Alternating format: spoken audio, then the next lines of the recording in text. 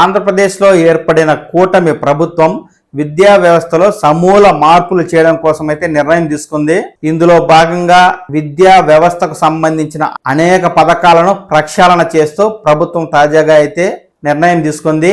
గత ప్రభుత్వం అమలు చేసిన అనేక సంక్షేమ పథకాలకు ఈ మేరకు పేర్లు మారుస్తూ ప్రభుత్వం తాజాగా అయితే ఉత్తర్వులు జారీ చేసింది. విద్యాశాఖ మంత్రి నారా లోకేష్ గారి ట్విట్టర్లో ఈ విషయాలను ప్రజలతో పంచుకుంటూ రాష్ట్రంలో ఉన్న విద్యాలయాలను రాజకీయాలకు అతీతంగా సరస్వతి నిలయాలుగా తీర్చిదిద్దుతామంటూ ఆయన అయితే హామీ ఇచ్చారు. గత ప్రభుత్వం నాటి ముఖ్యమంత్రి పేరుతో అన్ని పథకాలను ప్రారంభించిందని, ఆ పథకాల పేర్లకు స్వస్తి చెప్పి విద్యారంగంలో విశేష కృషి చేసిన భరతమాత ముద్దు బిడ్డల పేర్లను ఈ పథకాలకు చేర్చామంటూ ఆయనైతే పథకాల పేర్లను వివరించడం జరిగింది. ఇక్కడ మీరు స్క్రీన్ మీద కూడా చూడవచ్చు.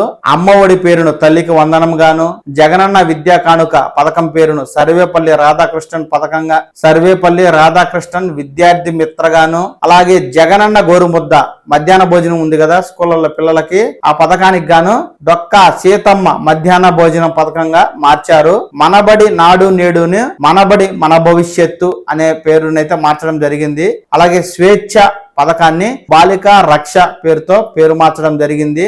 జగనన్న ఆనిముత్యాలు ఈ పథకాన్ని అబ్దుల్ కలాం ప్రతిభా పురస్కారాలు పేరుతో అయితే ప్రభుత్వం ఈ మేరకు మార్పు చేస్తూ నిర్ణయం తీసుకుంది.